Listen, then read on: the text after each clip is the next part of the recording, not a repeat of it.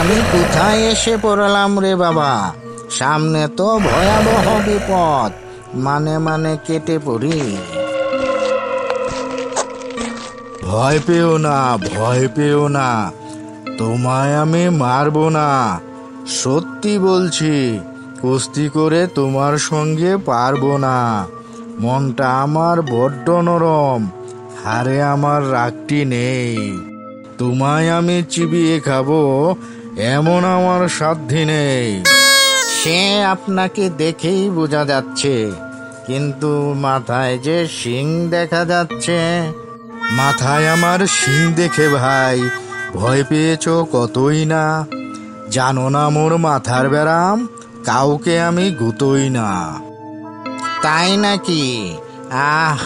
জেনে খুব শান্তি পেলাম। আচ্ছা দত্ত ভাই, আমি খুব জরুরি কাজ ফেলে এসেছি, আজ যাই। এক্ষুনি যাবে কি? এসো এসো, গর্তে এসো, বাস করে যাও 4টি দিন। আদর করে শিখেই তুলে রাখবো তোমায় রাত্রি দিন। হাতে আবার ওটাকে ভাই?